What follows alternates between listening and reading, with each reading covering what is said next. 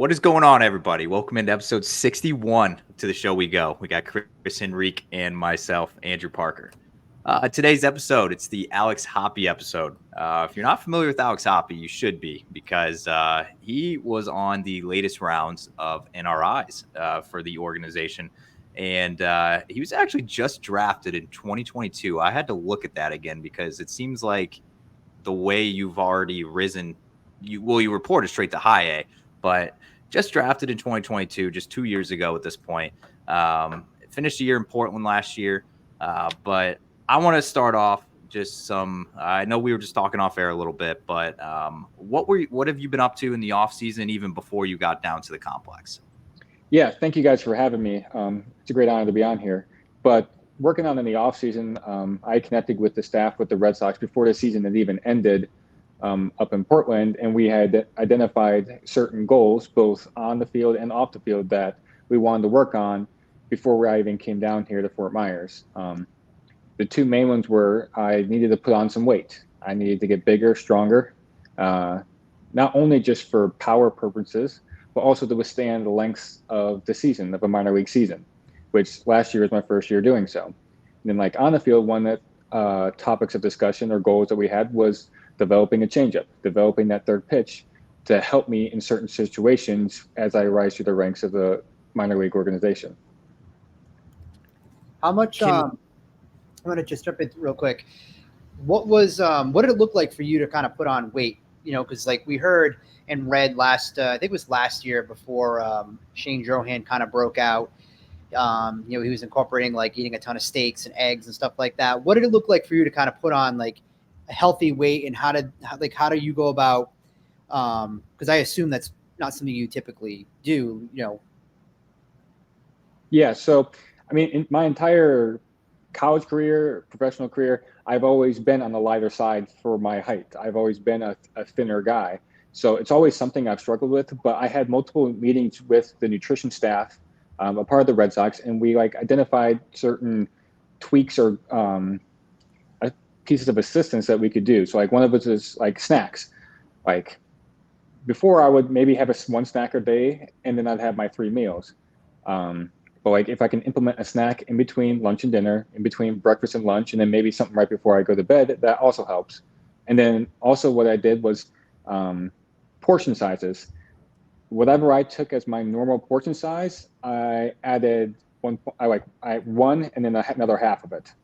So like 1.5, what I normally would have eaten. So like if I had chicken breast, I add 1 chicken breast plus another half a chicken breast, just to intake the calories and try and replace what I was expending in the weight room in the off season, running, conditioning, that such. Would it be safe to say that you are not on the Hunter Dobbins pregame meal routine? I am definitely not on the Hunter Dobbins pregame meal routine. No, I am not going to be going to Hunter Dobbins for any type of pregame meal routine ever in my career. You're not a 2 Dr. Pepper kind of guy before a game? I don't even drink pop or soda, so nope. Neither do I. I respect it. What do the snacks look like? I'm always fascinated when it comes to like food. I'm just kind of curious. Like what's a snack for like a baseball player? Is it like a regular, we're just gonna go grab a bag of Doritos, or are you like what's a snack?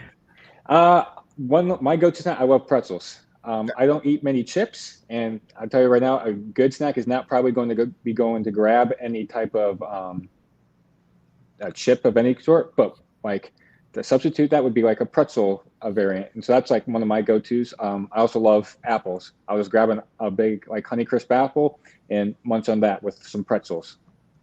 I haven't had a chip since last July, so. Oh, that's impressive there. That's pretty impressive. Or a French fry. See, there I can't do it. I eat French fries. Oh, too good to pass up. But all right, I want to talk about receiving the NRI. Obviously, something that was probably a huge honor for you. And I guess let's talk about it. So, was it one of those things? Were you expecting it at all? No, honestly, I wasn't.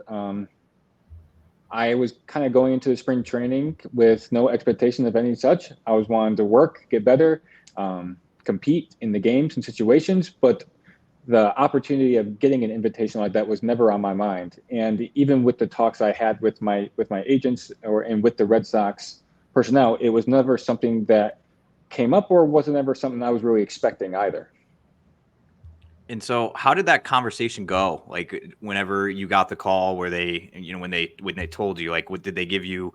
Like, okay, like you're going to get into X amount of games earlier in spring training, or like, how did that go when they gave you a call? So at this moment, all I know is that I've been given an invitation. Brian Abraham called me and gave me talked to me and gave me the invitation and told me he was very thankful that I accepted the invitation, and I was told him I was very honored to accept it as well. And he said in the coming weeks we would sit down and have a meeting and maybe talk about what that may look like, kind of how Major League spring training runs, because I have no idea how it moves or how it runs. But I haven't had that meeting yet. Have you had any interaction yet with any of the new? And we'll talk more about the pitching, philosophies and change of the Red Sox. But you get to talk to anybody like Justin Willard yet, or even like we'll even say like Bailey or anything along those lines before getting down there? Before getting down there, I had not. But Andrew Bailey was down here for a couple of days, a couple of weeks ago, and he sent me a text saying congratulations and stuff, and he wanted to meet and introduce himself. So he came down here a couple of weeks ago, and one time in practice when we were playing catch and stuff, stepped aside and had a brief conversation with him, introduction. He said he's looking forward to getting to know me as a player and a person and working together. And I assume that in the coming days we'll have multiple more conversations. But other than that, I haven't had anything like that yet. And what are your thoughts on all of the pitching additions via like coaches and trainers? Like, I feel like we've seen a ton of driveline guys get added. Obviously, the new CBO is a former pitcher himself. So what have been your thoughts on just like seeing the influx of pitching minds join the organization? I think anytime you can add intelligent baseball minds is a good thing. I don't think you can ever have enough of those people in your corner, on your side, in your dugout. So I'm all for it. I'm ready to learn. They're going to have so many different perspectives compared to what I've been with before, and I'm willing to listen and willing to try everything that they wish for me, because at the end of the day, they want me to succeed as well, as much as I do. So I'm willing to learn and willing to take their advice and try it out. And have you, just in regards, I know obviously you said you're going to have a call within the next week or two or whatever on like next steps on what you should expect, but I guess just going into it, you got that invite, you're going to be a part of it. Is there anything that you've done to like prepare yourself to be around the big league guys more? Not so much, because I kind of want to stay true to myself. That's one thing. After I received the call, like I kind of thought about it, and obviously I want to go in there and learn as much as I can from that type of training staff and being around professional or high level professional athletes. But I don't want to try and change anything or alter my routines because Alex Hoppe is who got there. I don't want to try and change Alex Hoppe just because I got the invite. What I did before was very, very successful. I'm going to keep doing it. And if I need to make changes along the way because of advice given to me from the training staff or even the other players, then yes, I am going to make those adjustments. But I think at this point, it might be kind of foolish to try and change or think differently or go about my processes differently, because I have no idea what to expect with it yet. Now, we talked to you. We just found out we talked to you in August of last year. So it was maybe like right after you got to Portland. Yes. So now that we're in the off season and now that you finished out the year in Portland, you got a taste of AA. What type of things did you gather from your short time in Portland that you're going to take with you to this upcoming season? Just the differences in identifying some of the things I had to work on. In high A, I could get away with throwing 2 pitches. I didn't have to really dabble with the third pitch or such. But as identified through my own eyes and through the training staff's eyes, like if I want to continue to rise, I need a third pitch.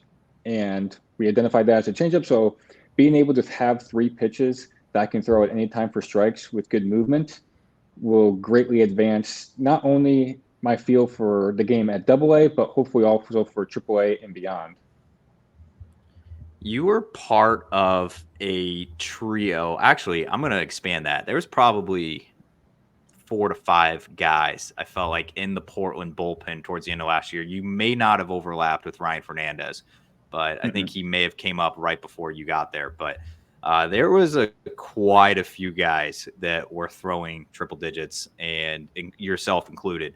What was that like being in a bullpen with guys like Luis Guerrero? I think you overlapped with. Yeah, you roomed with him. I'm pretty sure. I remember that's that. Correct. So you had a guy like Luis Guerrero. You had guys like Christopher Troy's throwing hard, and Fernandez even before you. But what was it like, I guess, being surrounded by guys like that had a lot of velocity in the tank like yourself? It's awesome because we always work to push each other and we're always rooting for each other. And to see us get rewarded, I know it's just through a radar gun, but to see that reward for the work that we put in is just amazing. It was also a really cool feel because in the bullpen, we knew that we had however many guys in there that could come in an 8th or 9th inning late situation and shut the doors and get a save. There wasn't like one dude or like he had to go in to get the save and nobody else can go in and get the save. We have the stuff and the numbers and the guys that anybody could go in the late inning situation and shut the door on the opposing team. And that was just a really cool feeling. And we were all rooting for each other to have those opportunities presented to us. We've heard a lot of guys that have come on this show this offseason. A lot of guys that played in Portland last year and Greenville as well. And you played for 2 managers that I have heard, and Chad Tracy up in Worcester, but you haven't gotten there yet. But the 2 guys that you played for last year receive a ton of hype just from all the guys that have played for them. What can you say that you took away from playing for a guy like Iggy Suarez and a guy like Chad Epperson? I would just say both of them are the ultimate professional. The way they go about their day, they come in, get their work done, do what needs to be done, execute their jobs onto the field, but yet also they know how to connect to their players. They do a really good job of that. They know that the season can get very tiring. They know what it's like being in our shoes. And yes, we need to come in and do our job, but they understand what we're going through. And if they need to throttle back on some workouts or report times, then they know to do that. If they need to push the gas pedal a little bit more, they also know to do that as well. So I would say they're both the ultimate professional. Yeah, it's we talked to Ryan Fitzgerald I want to say, what was it? When did we go up there to Worcester, Andrew? It was last week. Saturday's last weekend. And he was mentioning how the coaches that he was with here in Worcester just had the ultimate feel. And the game is shifting. A lot of it is going straight to analytics, and a lot of managers are very analytical, and they're going by what we're going to, for lack of better terms, the computer is saying to do. Would you say that the coaches that you've been around so far as you're coming up to the Red Sox system have that good feel of kind of what's going on, whether it's in game or just with the player, and just, has that instinct of what's going on? Yeah, I do. And I think a big thing that also helps is, yes, you have the analytic guys in the dugout with them to help them with the decisions that they need to, but they also lean on their feelings or the old school style way of coaching, for lack of a better term. So I believe that they have a nice balance or mix of the two, which in my opinion is some of the best attributes a coach can have. To go all analytics or go no analytics at all, I don't think is great. To have a mix of both of them and be able to rely on certain situations on each of them, I think will make you a better coach overall. And I believe both of those managers have that. We actually talked to we had Corey Rozier on, one of your old college teammates, a few episodes back, and he kind of had a unique answer. So we asked him, obviously he got an NRI as well, and he said that a guy that he was looking forward to the most of just like being around and maybe picking his brain a little bit was Rafael Devers, a guy like that. So is there any guys that you're looking forward to, I guess, on the veteran side of things that you're like, you would love to have a conversation with? Actually, I've already had a few conversations with this guy because he's already been down here. Garrett Whitlock. He's been down here, and we even before the NRI came out, him and I have had a couple conversations and introductions to get to know each other. And of course, we've had more conversations after that as well. In fact, I just had lunch with them today before I got on here. So I just wish to continue to pick his brain because he's been a guy who has had success at the major league level doing a variety of roles as well. So I think it would be really cool to pick his brain and pick his mindset going into those roles. And so I was looking at something, and it's a common theme on this podcast, though. But you've been predominantly a reliever throughout your career. In college, I see you did get a handful of starts at Greensboro, but predominantly you've been in out of the bullpen, and that's where you've been in professional ball. And you even had some experience too. I saw on a few save opportunities in Portland and Greenville. Is that something that going forward, like you could see yourself being in that type of role as you progress through the system? I think I'm a reliever through and through. Whether that means I'm a late inning reliever, a guy who maybe can go 2 to 3, does not matter to me. I want to go and fill whatever role the team needs me to fill at that moment. I'll tell you right now, I've had talks with the Red Sox. I'm not a starter. Not going to be a starter. It's not, that position is not suited for my best strengths. So, but whether that's a relief role in the early innings or late innings, doesn't matter to me. I honestly love being a reliever more than I did a starter, honestly. I love the mindset. I love that I can just come in there and just grip it and rip it, so to say, and not have to worry about pacing or anything of that such. And whether I'm going to treat the 6th inning in a save situation like I would the 9th inning, because I don't want to let runs up in the 6th inning or the 9th inning, no matter what inning I'm pitching. So whatever relief opportunity I'm presented with, I'm going to treat it like a save opportunity.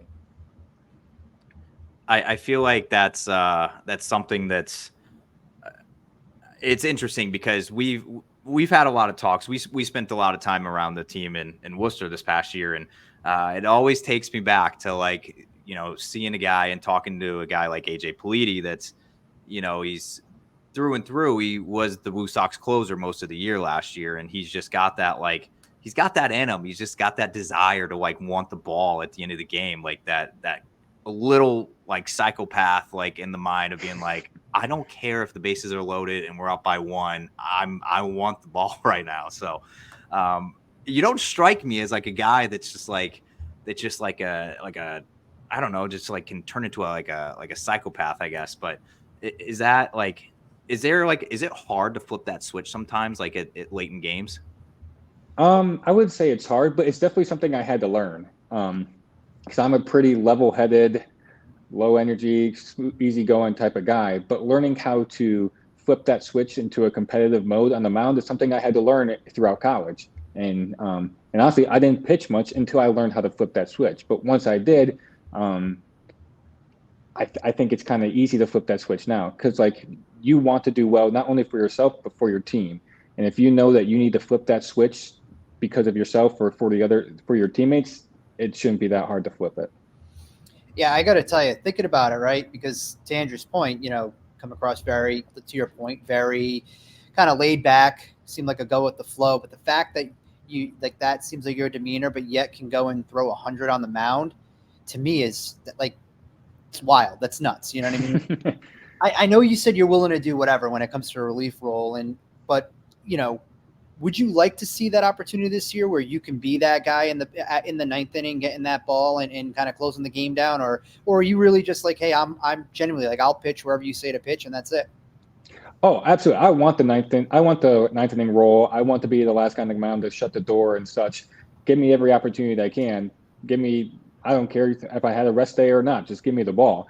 But I know sometimes it doesn't always work out that way. Sometimes the top of the lineup guys are coming in the 7th or 8th inning, and maybe I'm best suited to face those 3 guys. So if you want me to come in the 8th inning and knock out their top 3 hitters, boom, give me the ball, I'll go. And then if a situation presents itself where, okay, maybe we need to extend you to the 9th, boom, send me back out there. It doesn't matter to me.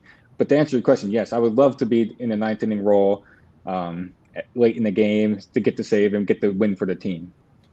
Did you have any growing up? Did you have any relievers or closers that you kind of like idolized? Was there a guy that you kind of strived that you wanted to emulate if you ever got to the opportunity to get to the bigs?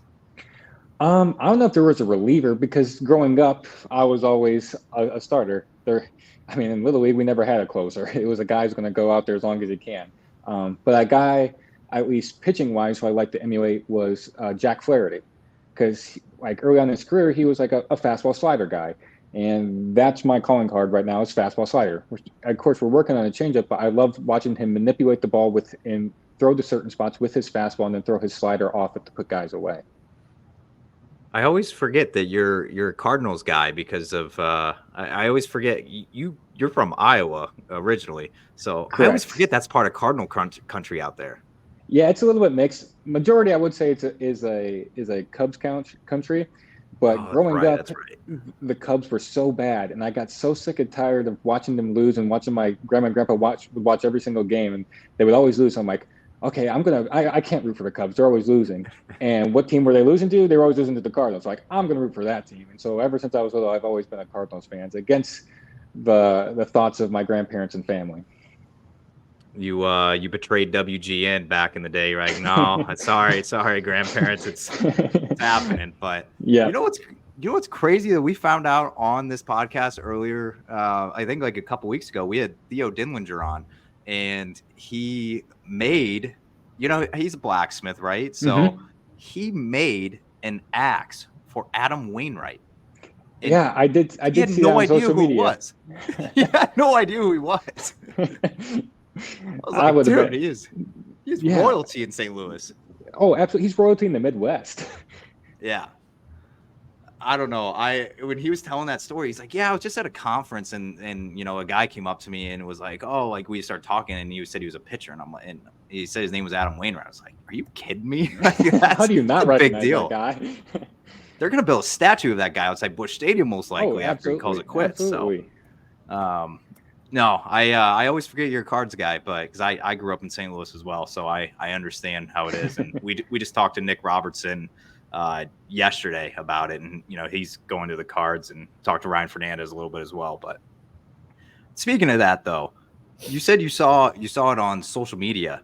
You're not a social media guy. I'm curious, like how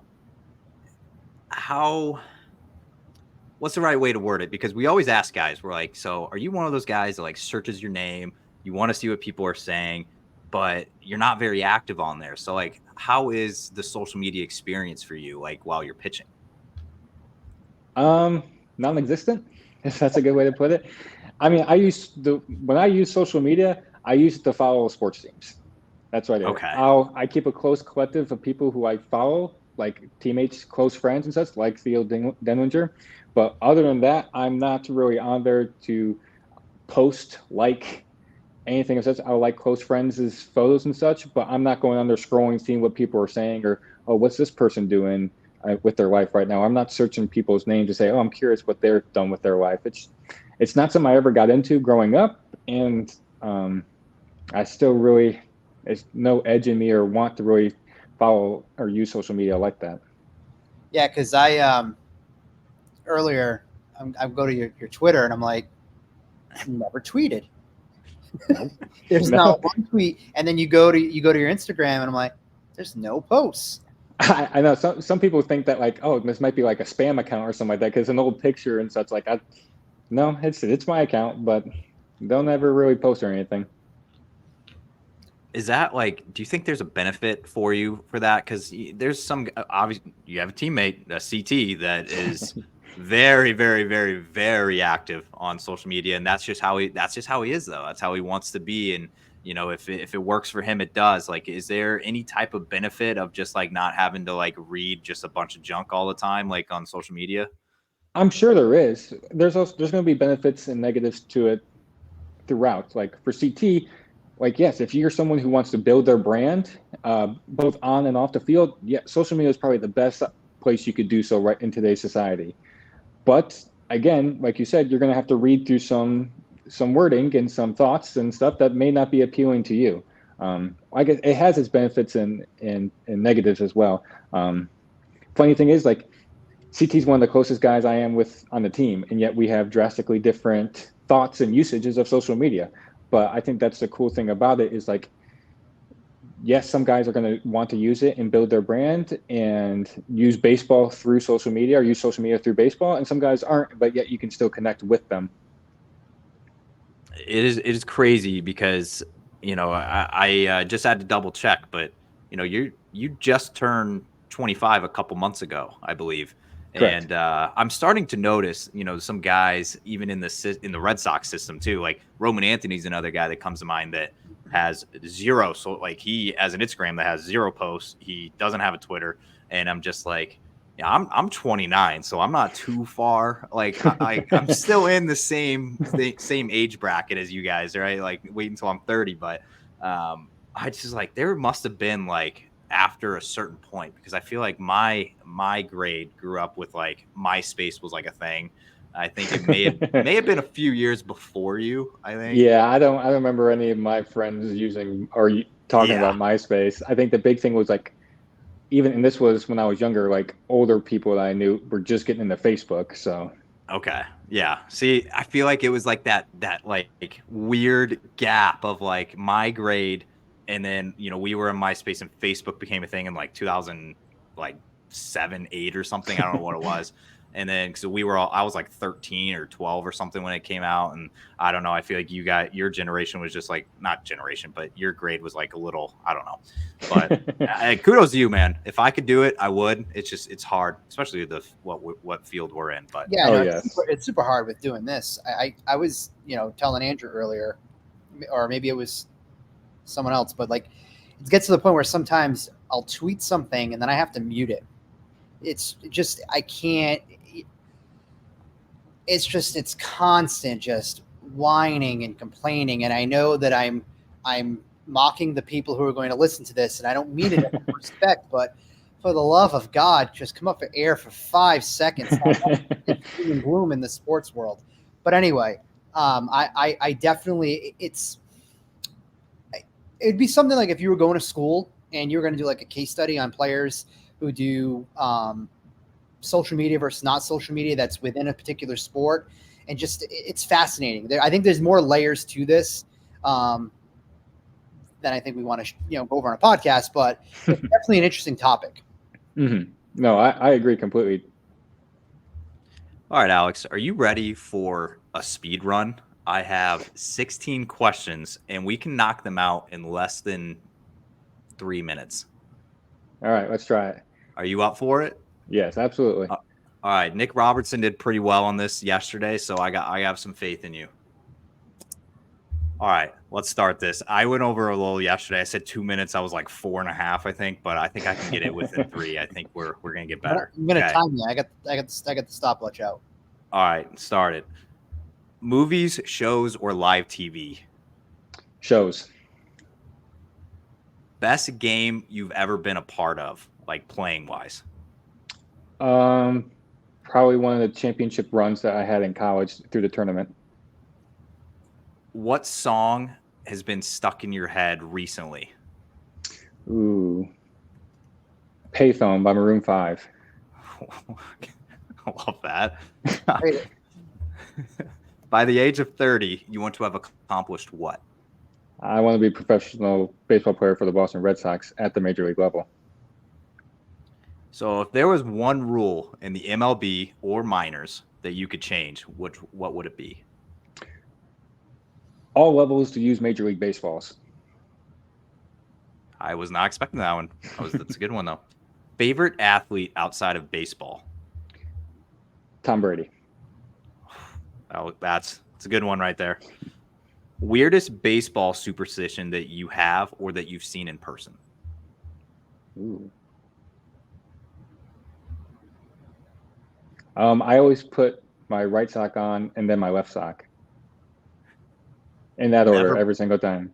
Never the left and the right, always the right, then the left. When did you like pick up on it? You're like, oh crap, I do this. It was actually pointed out to me by a teammate of mine in travel ball. Like we were getting dressed like in the back in the trunk of a car one time, like putting socks and cleats on, and like, dude, like I've watched you do this like 6 or 7 times this week, and you've always put your right on your left. And like subconsciously, I didn't even know I was doing it, but I stuck with it. All right, fair enough. Who is the player that you have played with or against that had you left thinking that they were the best player you've ever seen in person?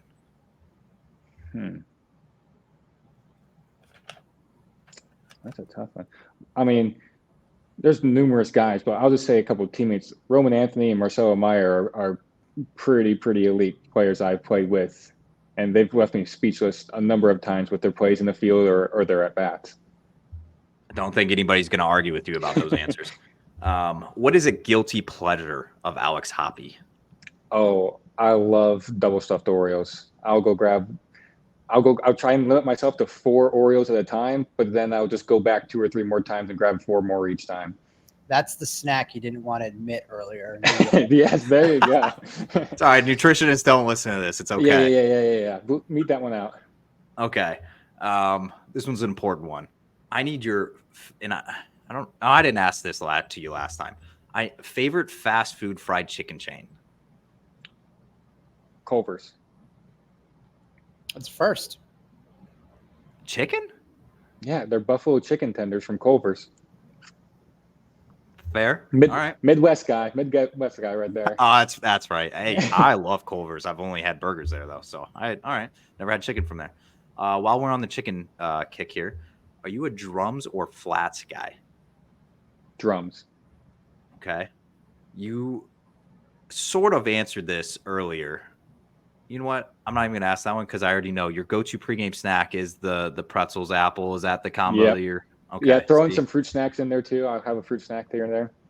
Okay.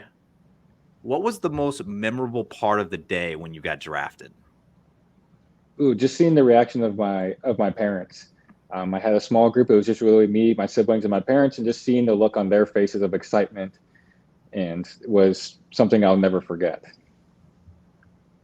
I need to know a fun fact about the state of Iowa that most people wouldn't know. Oh, the statistic may have changed, but I remember in high school, it used to be there were 6 pigs for every 1 person in Iowa. I love that. That's incredible. And the number may have gone up or down, but there's not many people compared to the hogs or pigs there. That's good stuff. All right. See, that's what I'm looking for with that question. That is exactly what I'm looking for. All right. Final question. It went way over 3 minutes. I got to start doing Who something. tracks that? I have no idea. I don't know, but that's good. I thought it was gonna be something about you know how Iowa gets a lot of slack for corn and the Iowa Hawkeyes, their offensive line is just a bunch of corn-fed guys. I don't know. Or a lack of a quarterback for the Iowa Hawkeyes. Yeah. Or the Ferentz is just chucking along out there and not putting up 3 points and a half whatever. All right, final question of the speed run. Worst topping to put on a pizza? Ooh. Onions. Oh, really? It's cutting deep, man. Wow. I like peppers and onions. Yeah. I'll be honest with you though. I've been I've just been into just regular cheese. That's been my speed lately. Oh, I'm always Italian sausage. Going back to the hogs in Iowa, good Italian sausage, a little spicy sausage on the pizza. That's my go-to. Okay. I got something for you. Whenever you do one day make it up to Boston, there is a big Portuguese population in the state of Massachusetts. And there is a topping called linguiça. I know they have it around, but I feel like in Massachusetts, it is the best I've ever had. On some of those South Shore bar pies. Whew, yeah, it's good, man. It's like Portuguese sausage. Isn't that what it is, Chris? 100%. You can do the linguiça, which is a little different than chorizo, but I will say if you're gonna have it, definitely go spicy. It's good on a pizza. Debate whether you want to do sliced or ground, whichever. But if you're gonna do ground, then throw green pepper on it. Ooh, all right. I'll have to try that. I've never even heard of it, so it's pretty good, man. It's I grew up in the Midwest as well. Never heard of it. Never saw it on a menu. Nothing. Then when I moved out here, it was all in the South Shore, Boston. So, all All right, But Alex. shouldn't be confused with chorizo, because chorizo is not the same thing. And a lot of times people try to connect the two. Food Network does it from time to time. I'm telling you, it's not the same. Noted. All right, I have one question left for you before we let you go, unless, Chris, you have anything left to follow up on my speed run or anything. Yeah, so 5 minutes and 39 seconds for the speed run. So I think this is going to be a 5-minute segment from here on out. You just got to get it within the 5 minutes. All right, You want to ask, though, you did say the very first question shows, what's some of your go-to TV shows right now? What are you watching?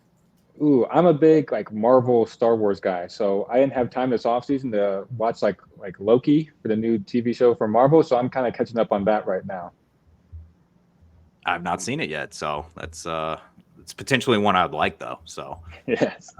I did make my fiance watch every single Star Wars movie when I first moved in with her, and I thought she hated me for a second, but I think she actually enjoyed them. So Me and my girlfriend, I'm starting to make her do that as well. okay, I think that she actually told me, she's like, it has a good storyline. So I'm like, okay, she didn't absolutely hate it. It does have a good storyline. It's great. Yes, I agree. All right. So final question before we let you go. You're about to, it's February 2nd now. It's already game start this month. So what's your schedule looking like as you build up for actual report day? Like, what kind of things are you, I know you said you have a lot more free time right now, but what kind of things are you doing to fill time before things start picking up? So in my free time, right now we're doing a lot of laying by the pool because we don't get this type of sun in January, February in the Midwest or anywhere else really. So like me and my roommate Landry have gone out to the pool or sat in a hot tub multiple number of days and we'll use it to term recovery for our bodies from the weightlifting and stuff, but really just go lay out by the pool and such. A little jealous of that. Like I said, there is a few inches of snow on the ground up here. It's about 30 degrees. I'm sure Landry is excited to be out of Canada cold right now as well. But yes, Alex, we appreciate you hopping on. Definitely looking forward to seeing you down at the complex and, obviously getting into games too. I know it's going to be an exciting time for you. But Alex, thank you so much for taking the time to hop on with us. Oh, absolutely. Thank you guys for having me. Appreciate it.